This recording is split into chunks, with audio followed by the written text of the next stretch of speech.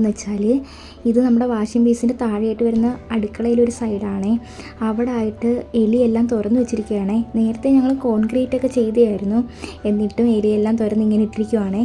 ഇപ്പോൾ ആൾ വേറെ റൂട്ടിലോട്ട് പോയിട്ടുണ്ട്. അപ്പോഴത്തേനും നമുക്ക് ഇവിടെ നിന്ന് സെറ്റ് ചെയ്യണം. അപ്പോൾ ഇനി അടുത്ത എൻ്റെ പരിപാടി എന്തെന്ന് വെച്ചാൽ സിമെൻറ്റൊക്കെ ഒന്ന് പൂശിയിട്ട് ഈ ടൈലൊന്ന് ഒട്ടിക്കാനാണ് ഞാൻ വിചാരിച്ചിരിക്കുന്നത്.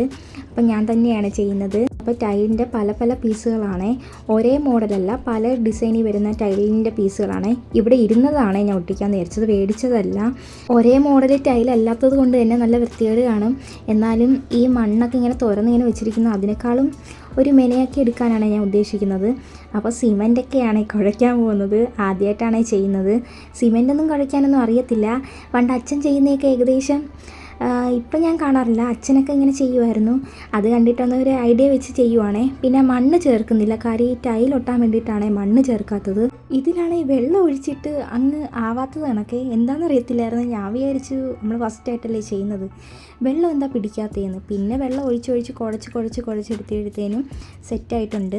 കുഴച്ച് തന്നെ എൻ്റെ ആരോഗ്യം പോകുമെന്ന് തോന്നുന്നു. കാര്യം നല്ല സിമെൻറ്റ് എന്ന് പറയുമ്പോൾ അറിയാമല്ലോ, ഭയങ്കര കട്ടിയാണ്. വെയിറ്റ് ഇങ്ങനെ പൊടിയാണെങ്കിലും വെള്ളമെല്ലാം ചേർത്ത് കഴിഞ്ഞപ്പോഴത്തേനും ഭയങ്കര കട്ടിയായി. എൻ്റെ കൈ നിൽക്കുന്നില്ലായിരുന്നു.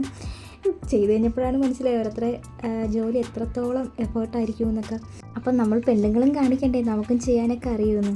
അതാണ് ഞാൻ വെല്ലുവിളിച്ചിട്ടാണ് ചെയ്യുന്നത്. അപ്പം സിമെൻറ്റൊക്കെ കുഴച്ച് കഴിഞ്ഞു. ഇനി ഇത് ആ സ്ഥലത്തോട്ട് പോയി ഇട്ട് കൊടുക്കണം. അപ്പം ഇവിടെ ഫുള്ളും തികയില്ലെന്ന് തോന്നുന്നു. എന്നാലും നോക്കാം, അഡ്ജസ്റ്റ് ചെയ്യാൻ പറ്റുന്ന രീതിക്ക് ചെയ്യാമെന്നാണ് വിചാരിച്ചിരിക്കുന്നത്. ചട്ടിയൊന്നും ഇല്ലായിരുന്നു. ഞാൻ പിന്നെ ചാക്ക് കൊണ്ടങ്ങ് അഡ്ജസ്റ്റ് ചെയ്യാമെന്ന് വിചാരിച്ചു. അതിൻ്റെ ബുദ്ധിമുട്ടൊക്കെ കാണും, ചാക്കിലായതുകൊണ്ട് അവിടെ അത്രയൊക്കെ ആയിട്ടുണ്ട്. കുറച്ച് ഉള്ളിലോട്ടും കൂടി ആയതുകൊണ്ട് തന്നെ ഭയങ്കര ബുദ്ധിമുട്ടുണ്ടായിരുന്നു തേച്ചൊക്കെ വിടാനായിട്ട്. ഇത് കംപ്ലീറ്റ് ചെയ്യാൻ പറ്റുമെന്നൊന്നും വിചാരിച്ചില്ല. പിന്നെ മനസ്സിലൊരു ഐഡിയ വെച്ചിട്ടാണ് ചെയ്യുന്നത്. പിന്നെ അച്ഛൻ ചെയ്യുന്ന രീതിയൊക്കെ ഞാൻ കുറച്ച് കണ്ടിട്ടുണ്ട്. കുഞ്ഞിലേക്ക് ആകുമ്പോൾ നമ്മളതൊക്കെ നോട്ട് ചെയ്യുമല്ലോ, ആ ഒരു ഐഡിയ വെച്ചിട്ടാണ് ചെയ്യുന്നത്. അച്ഛൻ കൂലിപ്പണിക്കാരനായിരുന്നു, എല്ലാ ജോലിയും അറിയാം, എല്ലാ ജോലിയും ചെയ്യുമായിരുന്നു. അപ്പോൾ അതൊക്കെ എന്തായാലും മോൾക്കും കിട്ടാതിരിക്കില്ലല്ലോ. അങ്ങനെ ഏകദേശം എന്തെങ്കിലുമൊക്കെ ഞാനും ചെയ്യാറുണ്ട്. എൻ്റെ അച്ഛൻ ഞാൻ 5ാം ക്ലാസ്സിൽ പഠിക്കുമ്പോഴാട്ടോ മരിച്ചത്. അപ്പം അതിനുശേഷം പിന്നെ ആ ഒരു കുട്ടിക്കാലത്തെ ഓർമ്മ മാത്രമാണ് ഉള്ളത്. ഇതിപ്പോൾ കുറച്ചേ ഞാൻ കുഴച്ചുള്ളായിരുന്നു. ഇനി ഒരു കെട്ട് സിമെൻറ്റും കൂടി ഇരിപ്പുണ്ട്, അതും കൂടി കുഴച്ചിട്ടിടണം. അപ്പം ഞാൻ വിചാരിച്ച് ആദ്യമേ ഒന്ന് ചെയ്ത് നോക്കാം, അല്ലെങ്കിൽ ചുമ്മാ വേസ്റ്റ് ചെയ്യുന്ന എന്തിനാന്ന് വിചാരിച്ചിട്ടാണ് ആദ്യമേ ഒരു വട്ടം കുഴച്ച് നോക്കുന്നത്. അപ്പം അവിടെ തേച്ച് കൊടുത്ത് ഒരു ടൈലൊക്കെ ഒട്ടിച്ചപ്പോഴത്തേനും സെറ്റായിട്ടുണ്ട്. അങ്ങനെ പിന്നെ ബാക്കിയും കൂടി ചെയ്യാമെന്ന് വിചാരിച്ചു.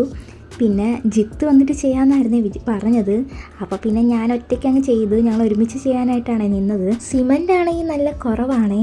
അപ്പം ഉള്ള സിമെൻറ്റിൽ അഡ്ജസ്റ്റ് ചെയ്ത് ടൈലൊക്കെ ഒട്ടിച്ചിട്ട് ബാക്കി ഭാഗത്ത് ചുമ്മാ ടൈലിടാനാണ് ഞാൻ വിചാരിച്ചിരിക്കുന്നത്. അപ്പം പിന്നെ അതേ കണക്ക് തന്നെ മണ്ണും കൂടി ആയതുകൊണ്ട് സിമെൻറ്റ് അത്ര പിടിക്കുന്നില്ലായിരുന്നു. അപ്പോൾ ഇച്ചിരി സമയം എടുത്തു. നമ്മളെക്കൊണ്ട് പറ്റുന്ന പോലെ നമ്മൾ ചെയ്യണം. നമ്മളെക്കൊണ്ട് ചെയ്യാൻ പറ്റത്തില്ല എന്ന് വിചാരിച്ചിരിക്കലും പിന്നെ നമുക്ക് ആ ജോലിയിലോട് ഒരു താല്പര്യക്കുറവ് കാണും. അപ്പോൾ ചെയ്യുമെന്ന് വിചാരിച്ച് നിന്നാൽ ഏത് ജോലിയായാലും ചെയ്യാൻ പറ്റും. അങ്ങനെ സിമെൻറ്റൊക്കെ ഇട്ട് കഴിഞ്ഞു. ഇനി അത് തേച്ച് കൊടുക്കണം, ഒന്ന് ലെവലാക്കിയൊക്കെ കൊടുത്തിട്ട്. അപ്പോൾ ഇത്രയും നമുക്ക് സിമെൻറ്റ് തികഞ്ഞുള്ളേ. അപ്പോൾ ആ ഒരു പോർഷനിൽ ടൈൽസ് നല്ലോണം ഒന്ന് സെറ്റാക്കിയിട്ട് ആ ഒരു സൈഡിലായിട്ടായിരുന്നു എലി തുറന്ന് ഫുള്ളും കോൺക്രീറ്റ് ചെയ്ത കല്ല് പോലും കാണുന്നില്ല. ബാക്കി മണ്ണ് മാത്രമാണ് ഇങ്ങനെ അവശേഷിക്കുന്നത്. അപ്പം ബാക്കി ടൈൽസും കൂടി ഒട്ടിച്ചു കൊടുത്തു. അപ്പം ഞാൻ പറഞ്ഞായിരുന്നു പല പല ടൈൽസാണേ ഉള്ളത്, അപ്പം അതിൻ്റെ വൃത്തികേട് കാണും. ഇതിപ്പോൾ തൽക്കാലം വൃത്തികേടൊന്നും മാറാനാണ് ഞാനിങ്ങനെ ചെയ്യുന്നത്.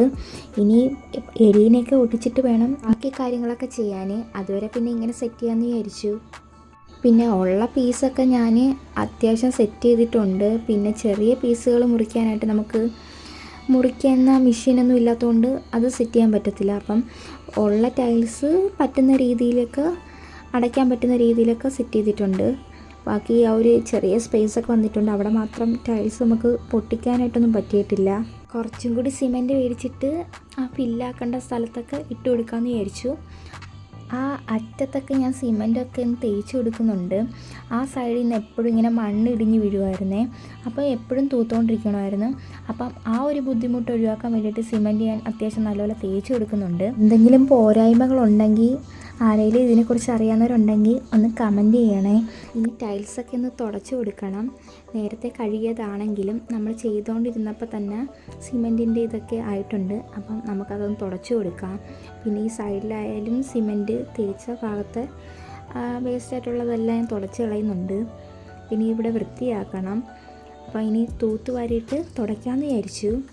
ഓണത്തിന് മുന്നേ വീടൊക്കെ മൊത്തത്തിലൊന്ന് ക്ലീൻ ചെയ്യണം, മേക്ക് ഓവറൊക്കെ ചെയ്യണമെന്ന് വിചാരിച്ചിരിക്കുകയാണ്.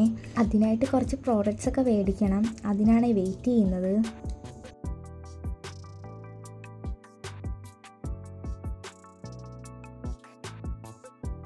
ഇതാണ് ഈ ഫൈനൽ ലുക്ക്. കാണാൻ വലിയ രസമൊന്നും ഇല്ലെങ്കിലും കുറച്ച് വൃത്തിയോട് മാറിയിട്ടുണ്ട്. അപ്പോൾ നിങ്ങൾക്ക് ഇഷ്ടപ്പെട്ടെങ്കിൽ ഒന്ന് ലൈക്ക് ചെയ്യണേ, സപ്പോർട്ട് ചെയ്യണേ.